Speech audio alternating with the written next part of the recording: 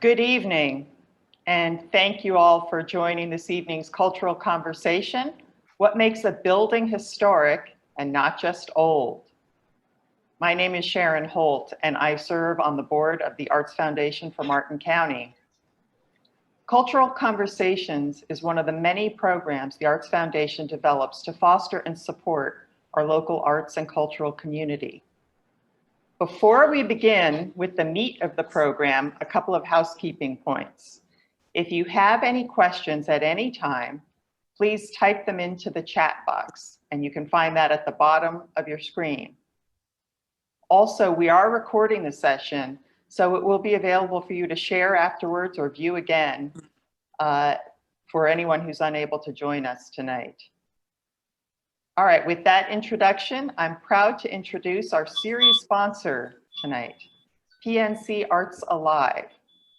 Representing PNC this evening is Tracy Sorzano, the Senior Vice President and Market Leader for Florida East PNC Wealth Management. Welcome, Tracy, over to you. Thank you, Sharon. It's a pleasure to be joining you tonight. We at PNC are excited once again to be a sponsor of the Arts Council of Martin County and Cultural Conversations. PNC has a long history of partnering with local organizations that strengthen and enhance our communities. We know what art can do, how it changes perspectives, and even how it changes lives. From classical music and fine art to dance and theater, we also understand that a rich arts community is a significant driver of South Florida's economic success. And we're committed to keeping the $4 billion arts and culture industry alive in Florida by funding quality programming for PNC Arts Alive, one of our signature grant-making programs. PNC has pledged over $1 million to area organizations and supported 44 programs since launching this initiative in Southeast Florida in 2016. With the unanticipated impact of the pandemic on live performances and gatherings, the sustenance we give to the arts in our community is more important than ever. PNC is delighted to support organizations like the Arts Council of Martin County as they bring their programming to the community in a virtual format and continue their mission of enriching the lives of residents and visitors alike by showcasing the creativity, talent, and passion of our local artists. Thank you again for letting PNC be a part of this program. And tonight I'd like to introduce Nikki Norton. Nikki is the owner and principal architect of N2 Architecture and Design, Inc. With more than 20 years of experience working on commercial and residential projects, N2 has an admirable track record in the industry. Nikki is a lead registered architect and holds a degree in architecture from the University of Tennessee. She is a board member of the South Florida chapter of the U.S. Green Building Council, the Florida Green Building Coalition, and treasurer of Treasure Coast Builders Association. Nikki makes the certification of N2's Steward office. In addition to running her own business, Nikki is very active in the community. She serves on the Historic Preservation Board as the current chair and is a board member of the Lyric League. She is also a mentor for South Fork High School's ACE program and Clark Academy. Welcome, Nikki.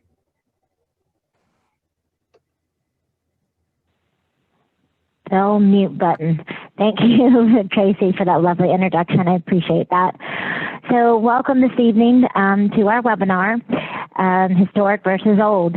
And we have three panelists this evening. We'll be acting as your moderator as we navigate through this webinar. Our first panelist, I'd like to introduce Douette Pryce. As CEO, Pryce Resources LLC, Douette Pryce's leadership focus on creating feasibility and sustainable real estate projects that encompass all aspects of owners' representation for real estate development in both new construction and redevelopment. His primary expertise lies in creating and repurposing mixed-use infill, multifamily residential, office, and retail assessments that create downtown anchor and experience. Mr. Pryce has worked on several projects throughout South Florida region, including the Diplomat Hotel and Country Club, golf course redevelopment, and Hollandale, Did I say that? Yeah. Boutique Historic Hotel, 755 Washington Premier Collections, a historic repurposed retail, and many others. Mr. Pryce founded Pryce Resources LLC, a real estate development and investment advisory company, in 2008. Celebrating its 13th year of operations, his firm's discipline includes site selection, due diligence, research and analysis, site plan design, forecasting management, and small-scale development. It's not listed here, but currently Douette Pryce is also our vice chair of the Historic Board of Martin County.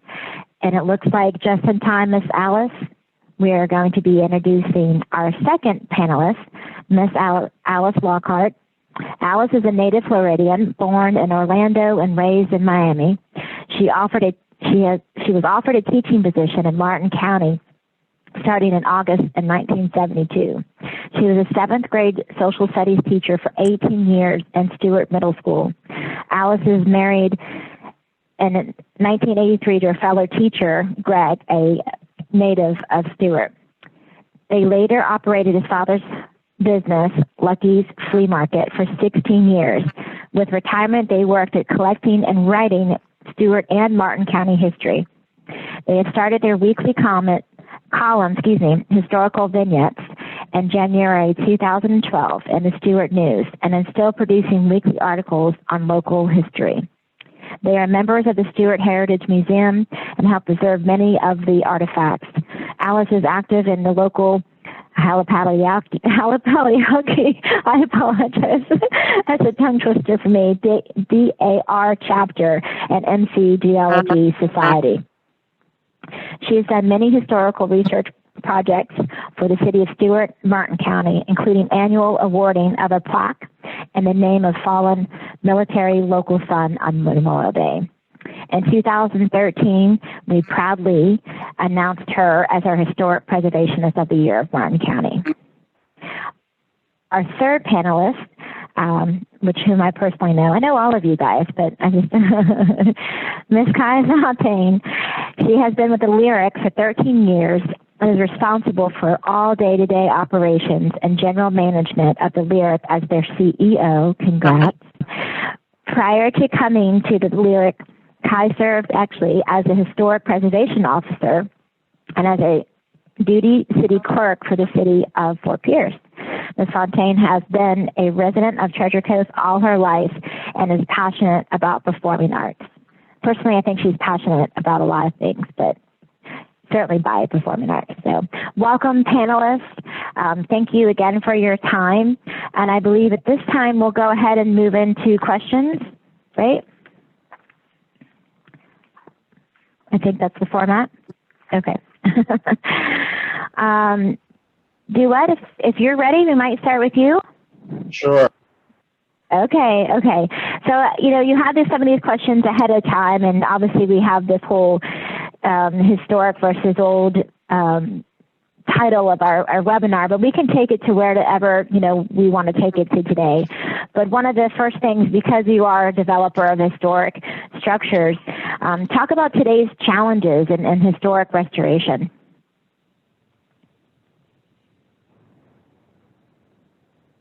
Mute it. Douette.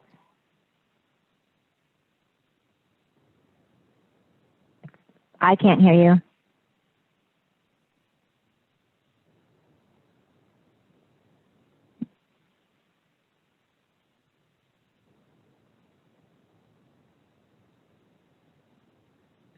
Can't hear you, okay. Douette. We'll come back to Douette. Miss Alice, I see your lovely face. Can we start with you? No worries. All this navigation, we always say no one really likes change, but now we're kind of forced to get on board with all this fun technology. So Miss Alice, we'll go ahead and start with you. We'll get back to Douette. Thank you again for joining us.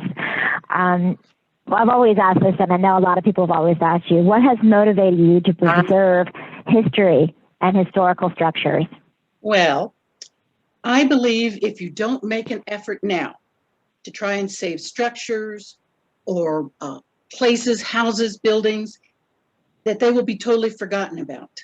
and you will lose a major part of your history surrounding the people there, the events, the places. It's lost forever. We have too many examples just in Stuart alone over the years where things, just because they were old, tore them down, and yet there was nothing wrong with them. So it's important, definitely, to hold on to things. I want to give you a couple of examples of things that people almost tore down, okay, years ago. One is George Washington's Mount Vernon estate, believe it or not. They were thinking of tearing it down because it had gone in disrepair, you know, way after his death. And it wasn't until a group of people, preservationists, in 1858, before the beginning of the Civil War, said, no, we need to save this place, Mount Vernon. So it was.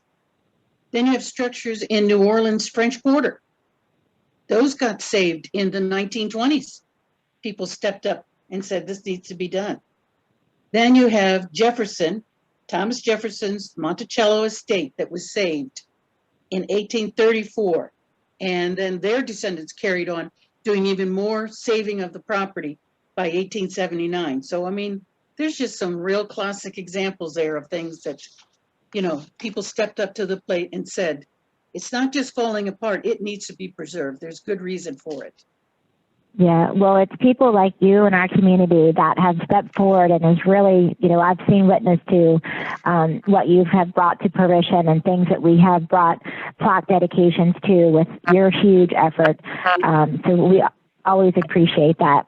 So another question I'm looking at is, what are some of the oldest structures you have documented or been a part of? Okay, one that I'm particularly proud of and find very fascinating how it happened.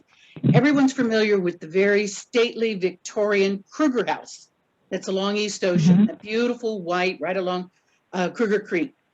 And for years, even the family who's been the same descendants who have lived in that all these years, thought that that house was built in 1894, okay? And it was even listed on the National Registry with that date when it got on the registry in the year 2002. Then I was doing some research, 2018, 2019, not because I was thinking that was a wrong date. I mean, I kind of had a feeling I thought it was the wrong date, but I did research and I went through a lot of vintage newspapers. And I finally located that this house, which was the second Krueger House, the first Krueger House was built in 1894, much smaller, just a tiny, you know, tiny house. And yet the Krueger family was growing. So they needed. Oh no.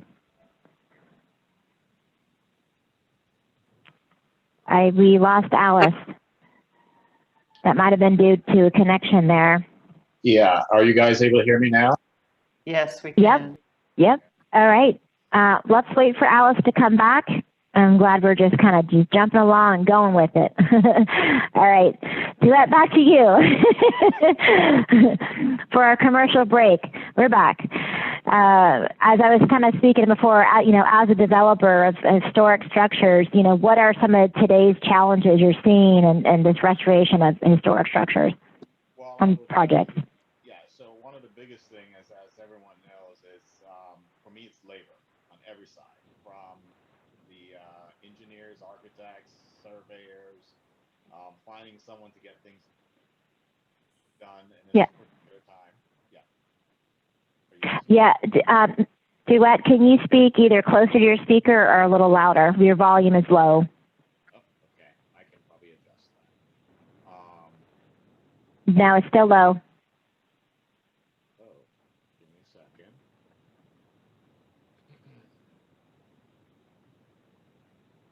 That's interesting. What about now? Still very low. Oh, there's got to be something with the Zoom today. There we go. Now you better? got it. You're full on volume now. Got it. Okay. So third time's a charm. Let's just ask it the third time. Okay. Right. As a developer, as I mentioned, if you could speak to some of the challenges you're dealing with today for a historic restoration. Yeah, so some of the main challenges that we face right now is, first and foremost, is labor. It's the same throughout all the industries, but for us, even looking at a deal, or, if we have a product that, I'm looking at, for example, I'm looking at a couple of buildings now in South Beach where we're trying to figure out what we need to do to repurpose them. And it's finding the architect, finding the engineer, finding the surveyor. Everyone's got a backlog. I had one tell me, for survey, I'm looking at maybe a 20-week backlog, so that's one of the biggest challenges we are facing right now. Same thing on the construction side, especially with hotels and historic structures. It's a different dynamic and different discipline. So you need to have specific people who understand exactly what they're doing with that product type. And, the few that do know it, they're really busy, or two, they've kind of escalated into doing bigger and grander things. So you can't get someone quick enough to take a look at your deal. Now you move out of the labor and the construction and all that. One of our big items that we're seeing is going through the process with municipalities, figuring out what exactly is historic, what is deemed historic, what's not, and trying to negotiate through that process. And with COVID and not being able to have that face-to-face and being able to kind of walk and look through everything is in Zoom like today, just going through the little nuances we just did, that happens on a daily basis. We're finding that trying to get through that process, especially in a historic product, it's taking longer because, when you want to bring in samples or you want to show examples of something, it's nothing better than to really touch, feel, and have that product in front of you, because just looking at it in 2D doesn't work. So those, I would say, are the biggest challenges that we're facing right now, trying to redevelop historic products today. Yeah. So hopefully, as this all our post-COVID days, can we say that? I think post-COVID. Yeah. That hopefully some of this starts to balance out. As in my industry, I'm definitely seeing the same thing. What has motivated you to get into historic restoration? So I would want to say it was around 2002. I was working in downtown Fort Lauderdale, and we had assembled a piece of property right across from the riverfront. Right next door was a 2-story building built in 1913-14. It was an old Shepherd building in Fort Lauderdale.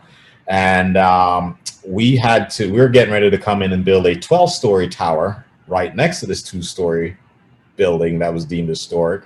And it was, how do we basically blend with this 2-story building while I'm coming in with a 12-story building and create a separation that allows for the historic to still be there.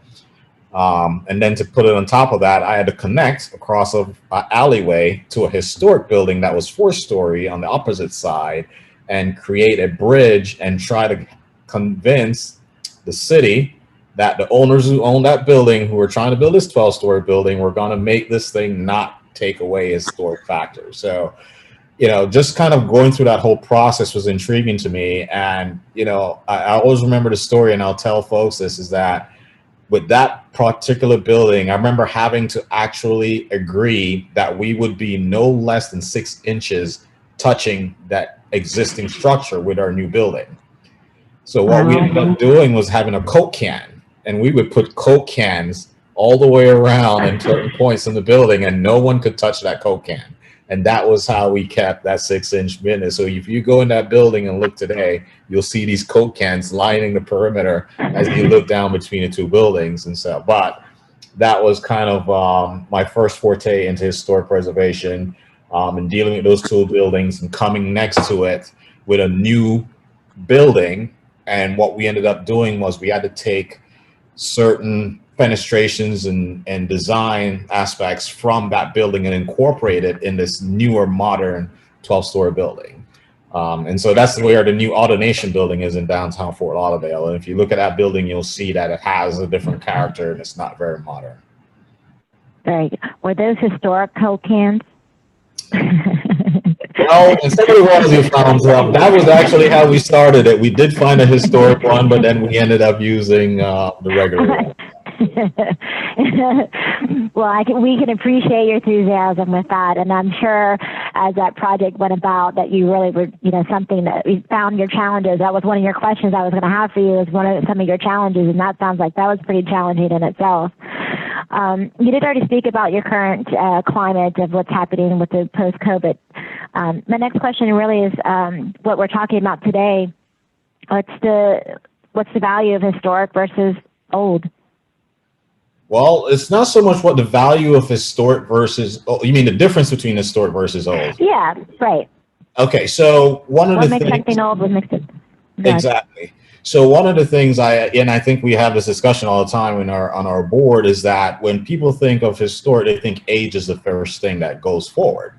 Well, to me, it's not. You know, there's certain things that will make something historic. Most of the products that I've worked on, I've had some historic flair, you know, where one was like the Milgene Hotel in South Beach. That's been there since the 1940s. It was 3 buildings that were World War II barracks. So there's a story to be told. That's one usually. 2, it's based on the design. Okay, so there's certain architects that have been very contributory to certain areas and locales. And as you walk around, you can see buildings that will tie to that person. And they were one of the founders or one of the true pioneers that started what would happen in those areas. We'll find that is a very big part of a contributing factor, not just the age. You know, and it could, you know, so there's different aspects. You know, it could be the whole Philharmonic. It could be where, you know, a lot of the musicians, when they would come into town, that's where they would stay.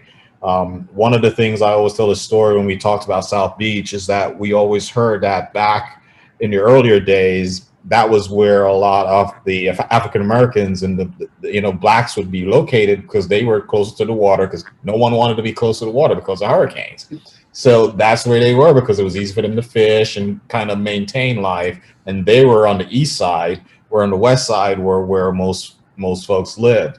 Well, as things have transitioned, you kind of have that part of history too, and you will see it in some of the product types. Why on South Beach, when you see a lot of those historic buildings, a lot of them were barracks for military, which is something that I found out as I've been doing work down there. So that's Great. To me, that's how you look at the difference. You know, age is not the only thing. Something could be 100 years, but has no contributing factor. But then next door, something is 70 years old, but that person was really involved in making certain things happen and creating certain product type that has kind of been a huge influence on the area. Absolutely, yeah. And you know this. When we looked into buildings that were 50 years or older in Martin County, we had an overwhelming list of buildings. It was almost close to 2,000 structures, actually. So when we started diving into it, we started really asking ourselves, is it old or is it historic? So I'm glad we're having this conversation today. Looks like we have Miss Alice back. Yes. Alice, welcome back. I know you're telling us about the Krueger House. So you were telling us, we kind of lost you. You told us just at the finish of the smaller home, the second home they had built. That's where we lost you. Okay. And all of you froze, so I don't know what happened on that. I was saying about they had the smaller home. It was built in 1894. The family's growing.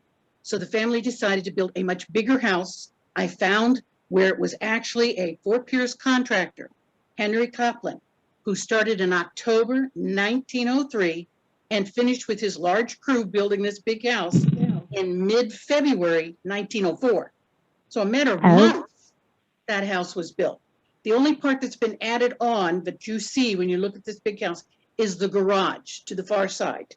That was added years later. But the whole bulk of that house was done in a matter of months. So the smaller house did stay there for a while, and then eventually that was torn down. So the Krueger House, finding this correct date and getting all of that corrected now on the National Historical Registry, the state, the county, that's one of my pleasures that I'm glad I found that. Even the family didn't know the date. Yeah, I see it in your smile and your passion about telling the story. That's pretty incredible. Like you say, it's just like finding a piece of the puzzle, and you're like, I got this. That's very cool. Very cool. One of the other things I wanted to ask before we move on is, is there any particular structure that you have on your list, next on your list, to help see get designated historic? Well, there's a lot of different things that, we need to make sure is definitely state and national. We've got a lot more that we've added that are county. that's good, or city. Now, one of the places, and this one's been recognized by the Historical Preservation Board, it is marked as county, and I think it should be eventually national. It's the Jensen Beach Christian Church on Church Street in Jensen Beach. That is a gorgeous building. A lot of different things have happened in that church over the years. I mean, that's a whole history into itself. And it was built, started in 1910 and finished in 1912. So it has the age too, and it's still a functioning church today. That's another good aspect of it. So that's nice to know. And one of the things that a lot of people are not aware with that church is that it was Henry Flagler, the man with the railroad, who actually donated the pulpit and the pews that are still used in the church to this day. Now, Henry Flagler is a major character in our history, you know, with the railroad and everything. And he even paid to have those pews and that pulpit put in there and still in good condition today. The bell that's in that church, the tall steeple has a bell. That same company that built that bell built the Liberty Bell years earlier. So, I mean, wow, what a fun fact. You know of that? I love the fun facts we're getting. I love this. I love this. Yeah. So I'll be asking all our panelists this question is, what makes something historic versus old? Well, Just again, old. it's not just old, of course. It's the idea that it has some historic item, the people there, the events that happen there, the organizations that maybe met there. You know, there's a lot of organizations that have done a lot of good for the community that was their home base. A very good example is the St. Lucie Yacht Club. Now that doesn't exist anymore, but a lot of good organizations met there, and it was like the meeting place for this community. It was the hurricane of 1928 took it out though. So that's one thing you got to hand it to any of our structures that are still standing. You know, everything from the Lyric to the George Park store, which is the Stuart Heritage Today Museum. If they've gone through some of those big major hurricanes and they were significant and they're still standing, that alone should make them worthwhile, that they've stood up against all of that.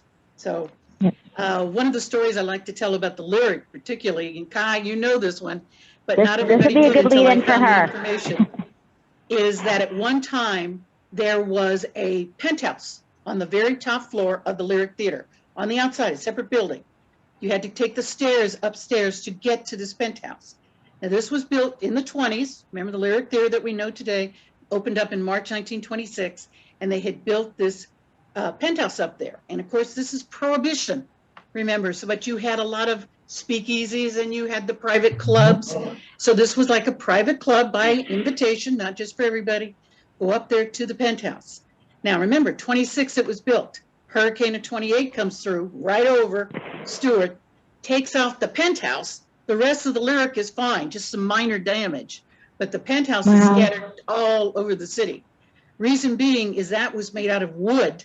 They didn't want something heavy on top because it was not going to be the whole building, whole roof that it covered, just a small section. So they made that out of wood, but the rest of the Lyric is this intertwined block. Excellent, and Kai has examples of it, and you can just see why that would hold up. So that's always an interesting story too, not just everything that's happened with the Lyric, but you got to remember some of the things that, you know, maybe people don't know about, and that's why it's important also, so we don't forget its history. I like it. I like it. Thank you for your answers. We have more time. I've got some more questions for you guys, but I'm going to go ahead and move on to our Miss Lovely Kai. That's a great lead-in, by the way. As you can see in her background, she has the beautiful theater behind her. You see, look at her. What a fantastic space. So actually getting to know a little bit more about Kai, and I sent some questions to her about this. Not only I'll ask you the first question because I actually want to know the answer to this one. Not only for the love of the arts, but what makes the Lyric an icon, not only for Stuart, but for Martin County? Well, you know, the Lyric Theater has served Martin County since it opened in March of 1926 as the cultural entertainment venue. That's 95 years of serving this community, providing an escape from everyday life. And if we like kind of rewind back to that, 20s time period, you maybe went to town maybe once a month maybe once a week, depending on your affordability, what was happening on your land, what you were responsible for. And coming to the Lyric Theater, actually coming to downtown, was an experience. And most particularly, coming to the theater was really intended to be the place to get your news weeklies, to get your information of what was happening, to be entertained, and most importantly, to meet and greet your neighbors. I mean, in those days, people were coming in by horse, walking. You know, you didn't have a gated community where you can catch up with one another at the country club. So I think that that's like one of the most important things to talk about as the Lyric Theater as an icon. But the Lyric has served as an anchor for downtown Stuart, because when you came to downtown, you didn't just come to get entertained. You also came to get your dry goods. You also came to find out what was the latest fashion. This was where you got, I mean, on the exterior of the Lyric, it might have been a movie theater at the time, but it also was called the Lyric Theater Building. So it housed offices and retail establishment. And it had everything from, key makers to taxidermy. This building has basically kind of been that kind of hub for the community and been a place for people to escape everyday reality.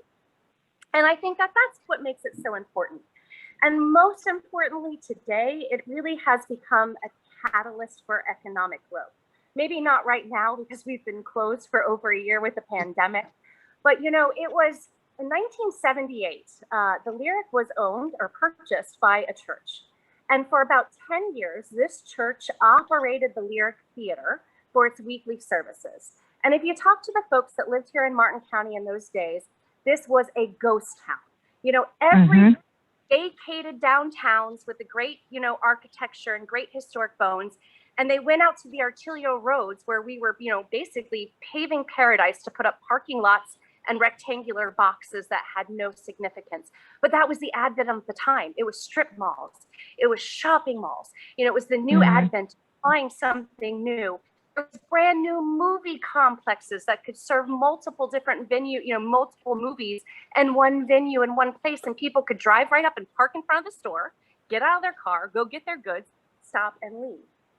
So during the 1978 and early 80s time period, some of the residents talked about how Osceola was literally like a bowling alley. If you set up bowling pins and you had a bowling ball, you could just have a free-for-all. There was nobody, co-activity, Alice, right? So what was really cool was there was an absolute amazing visionary. He was a realtor here in town, and his name was Roy Laycock. Now, here's the interesting story of the Lyric and being an icon for downtown. So she was desolate, she was vacant, and here's this realtor and what I'll call a crazy visionary who knew that the church was building, wanted to build a larger church out west of town to better facilitate their needs and their uses, right? Because that's also important when we talk about historic preservation, is adaptive reuse and use. So they are planning to move out of town, but the Lyric Theater is a really interesting building to put on a market to sell. Like, who's going to buy the Lyric and what do you convert use for? So here's Roy Laycock, who sees the Lyric Theater and he's like, oh my God, this could be the economic catalyst that could re-energize Stuart. And at the time, we didn't have an entertainment venue in Stuart outside of what might have been on the arterial roads. So Roy leaves, gets this idea that we got to buy the Lyric. We got to save this sucker. We got to, this is what is going to change the game and bring people back to the great bones of downtown and invigorate a catalyst of growth back here. And so, that's probably the greatest story, is somebody having this vision, seeing this historic, iconic building, knowing that it needs to be saved, knowing that it needs to preserve, and knowing that it could serve as the catalyst for economic growth. And now look at downtown. I certainly am not going to say Lyric Theater is what makes downtown, because downtown is a symbiotic relationship. You can go to any venue and you can drive again to, a big arena. You can go park in the parking lot. You can walk right into the building and you can have your needs met. But to come to downtown and to have the complement of restaurants, coffee shops, bars, chocolatiers, this is actually what you would consider an experience. And that is another one of those great things about historic preservation is how it attracts tourism. I could go on and you have to shut me down, Nick. Don't worry, no, but I was going to give the same example of what happened to downtown Fort Pierce. You know, what happened when they revitalized their theater, and how, you know, the preservation of historic structures has really, like you mentioned, revitalized, you know, the community's culture, really brought some value to what they're offering. I mean, how many times, and you've heard this, we love downtown Stuart, we love the quaintness, we love the character of it.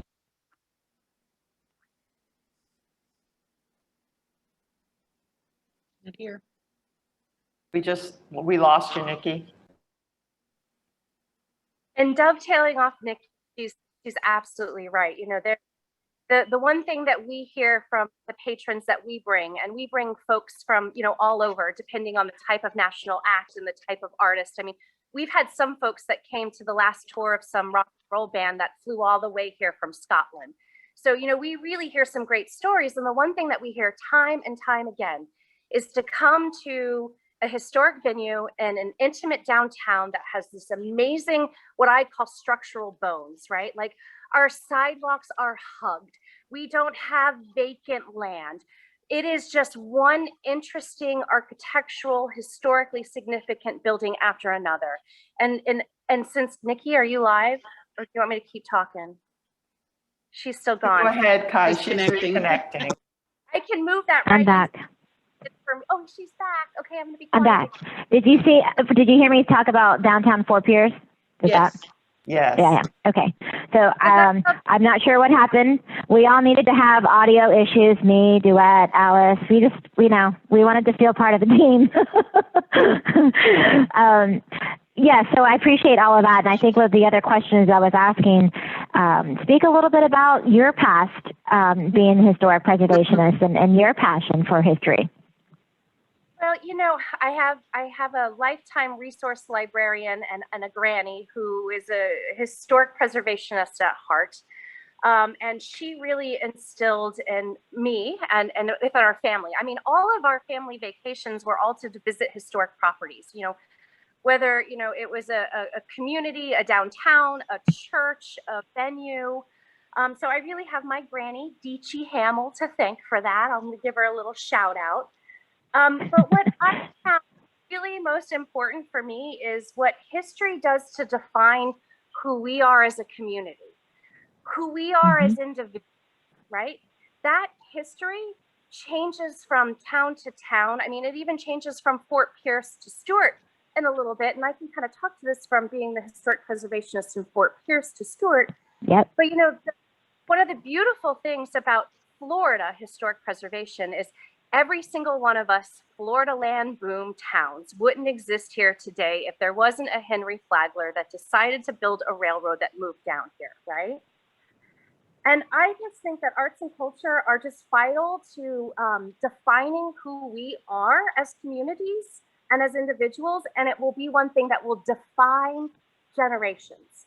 You know, after we're all long and gone, as long as we've done our part to be preservationists, to identify historically significant properties, do our best to put in covenants and historic preservation restrictions in order to maintain what I like to call a fabric of an area. Because even within the city of Stuart, your different architecture types and typologies change as we've grown and developed as a city. You know, if you look at the heart of the downtown, it usually is its city center. It usually has its primary civic place. And as the town develops, as more people grow, as we create more people move here, we give birth to more people, we change. And with each generation that we create or that we develop or we attract, our architecture has changed with us. It has grown a larger and larger footprint. And I think it is just so important that we maintain those historically significant areas so that way we can continue to tell the story of how Stuart or Fort Pierce or Martin County or St. Lucie County or the whole entire Treasure Coast has grown. No, I absolutely. I think we're all nodding our heads to, absolutely in agreement with what you're saying. Like I said, you're more than passionate about the arts. You're definitely more passionate about historic. I do want to ask, the question I've kind of asked all the other two panelists is, what makes it historic versus old? Well, I think the question that you have to ask yourself is, lots of things are old, right? Like we can all define ourselves as old, but are we historic? The question I think talking about, historic, right? And going back to Alice, because she made some great points. It's not just about buildings. There's parks, there's trees, there's murals that are sometimes painted on buildings that preserve and capture a moment of time that you just simply don't want to let go of because it's so historically significant. I think the question that you have to ask yourself is the old building worth saving? Right? And that could mean lots of different things to lots of different people. Like how much trouble is it going to cost for you to, rehabilitate it and rehab it? Has it been so significantly altered to its exterior or its interior that you would never be able to bring it back to what would be considered a historic building? So I think those are kind of like the questions that you have to ask yourself. And I think that's up to each individual person when they want to take ownership of a historic property. But I'm a huge proponent and advocate of what is called adaptive reuse. There's a lot of really awesome historic properties that are sometimes built, and then all of a sudden the road that they fronted might have never been thought of as an arterial road, but as we grew as a community became an arterial road. So what might have been like a room, home, now should be thought of, how do we look at this structure, because we love the way it looks, it defines who we are as a community, a moment of time, and it's part of a fabric of multiple type buildings, right? Because you don't want just one historic building plopped amongst a bunch of them. But if you look at that kind of adaptive reuse, is it a structure that can be converted to an office? And how can we make that conversion to where it works for the developer or it works for the property owner, as well as whoever's going to be the end user, while still keeping the historically significant features intact? Now we have to add, an ADA ramp, and we need to have, parking, and we have all these zoning codes that tell us, how many parking spaces we need to have and what do we need to have for accessibility. So I think that, looking at the bigger picture of it, that's how you have to really define of whether it's historic and old, and is it something that can be woven into a fabric of an area that can be reused and not something that just ends up being called old, right? Because right. Western civilization versus Eastern civilization, we have two totally different dynamics of how we look at historic preservation. In our Asian cultures, they replace historic structures. I mean, those giant pagodas that we know to be historic, every piece of wood is replaced on them every 20 years because they look at historic preservation as preserving the craftsmanship of the building of the pagoda.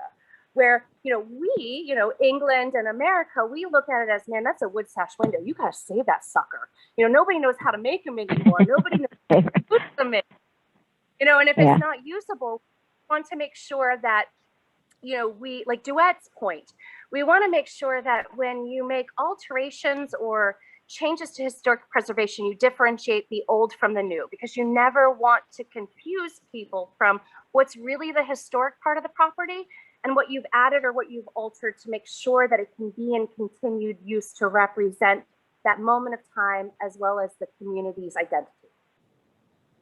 No, it's all great information, and just the enthusiasm and everything that we all three of us come at different angles of this. So this has been very valuable.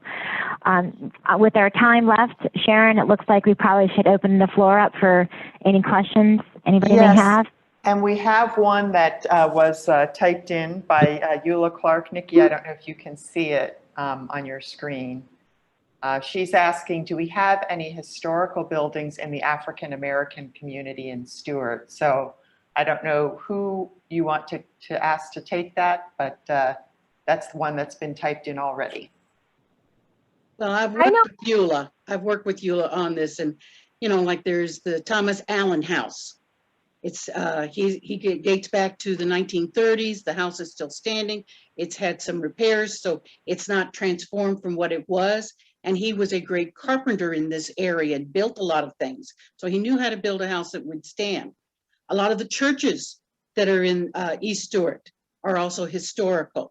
And Eula's very proud of all of that. So that's, there's some places, yes, houses and some, especially the churches, because remember, East Stuart has many, many churches over the years that it's had. And I can speak clearly to us, African Episcopal St. Paul's AME Church, African Episcopal Church. I'm going to get that out correctly. Yeah, and long that's name. Because we at the Lyric have had a very long-standing relationship with them. And what's interesting is that St. Paul's is, I want to say, 110 years old now, or 111 years old. Its structure isn't, but its serving purpose and its location where its footprint is here in this community. Well, if you notice, the main street in East Stuart is called Church Street. That's because you have a lot of churches there. We always wonder why street names get named the way they do. I'm kind of curious. I passed one that the other day and it called My Road, and I was like, okay. Whoever lives on that road, it's his or hers. Yeah. Think of the street, the main street that's in front of the Lyric, in front of City Hall, and it's Flagler Avenue. Okay, of course, named after Henry Flagler. Try and guess what the name of that street was originally. It makes sense when you know it. Was it Railroad Avenue? That's it. I was just going to say. Railroad. Railroad hasn't moved. So, yes, makes sense. So if anybody else who's attending would like to ask a question, please type in a chat, or actually somebody's gotten the Q&A. All right, we have a question from Nancy. How does Stuart High School fare when considering old versus historic? Well, it has definitely served its purposes since 1923, when that was built, and all the children and students have gone through that. Right there alone, I have talked to many of those people who have graduated from that building, went to that school there. They would no more want to see that torn down than anything. It's like, it would be like tearing down their home. They would not want to see it. And so long as it's still in good shape, and it does need some renovation inside, but that's what the cultural arts hope to do, is to have their area set up there. And that would be fantastic. They would give them a whole lot more space. And it could be made to their purposes of what they need. And yet you're saving the structure, and you're saving a lot of parts inside of it, the staircase and all of that. So it has definite benefits to save that 1923 school, 100%. I heard there's some hidden treasures in that building that have not been uncovered in a while. I bet. Well, and I think that the old school is very much similar to what is known as the Palm Beach Courthouse. That had an exterior wrap around its front that is kind of like the old high school is kind of like covered as it's been kind of used throughout the years.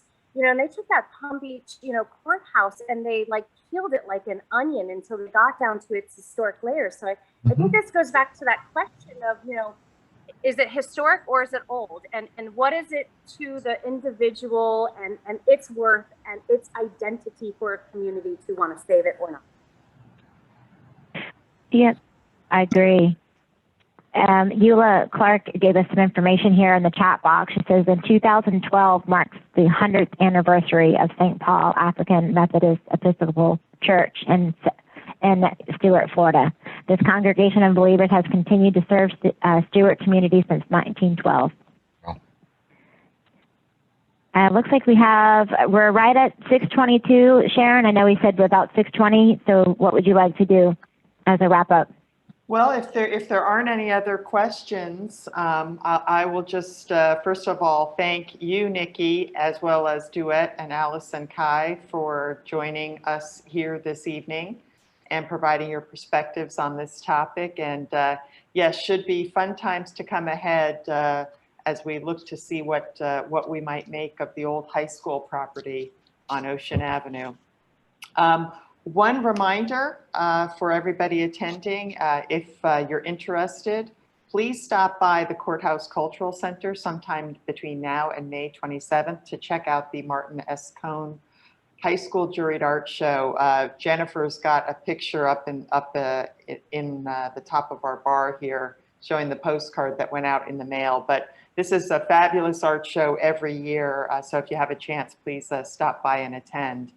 And I want to thank everybody for joining us this evening. And let's look for some more exciting projects in Martin County to preserve our historic. Alice has got. Go ahead, Alice. I want to remind everybody, because talk about historical. Tomorrow, Wednesday, one day only, from 10 a.m. to 2 p.m. The Captain Henry Sewell House out there on Indian River Park area off of near north part of Sewell's Point, and past anyhow, it's a Henry Sewell House that was moved there. And we've got Barbara and Bruce Osborne, who will be portraying the captain and his wife, Abby. And it's just from 10 to 2 that will be open, and that they will be talking and covering about the history of the Sewell House.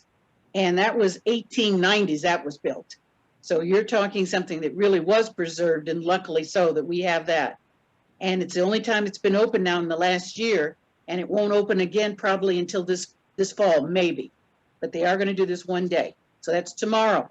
Tell everybody. Yes, we do. And then we have another exciting Banner Lake is accepting their declaration of historic plot this Friday. But you can also check out the calendar on Martin County website for the historic month. This is actually National Historic Month of May. There's a lot of opportunities for you guys to participate on some events that are happening throughout the entire month. And our preservationist of the year is Rick and Donna Crary. So we'll be honoring them this month as well. Great. All right. Well, thank you, everyone. And I think we can call that a wrap. Hope you all have a good evening, and look forward to seeing you all live next time we're together. Awesome. Yep, Thanks for having me. Sounds good. Thanks, Sharon. Thanks, everybody. Bye-bye. Bye-bye. Bye.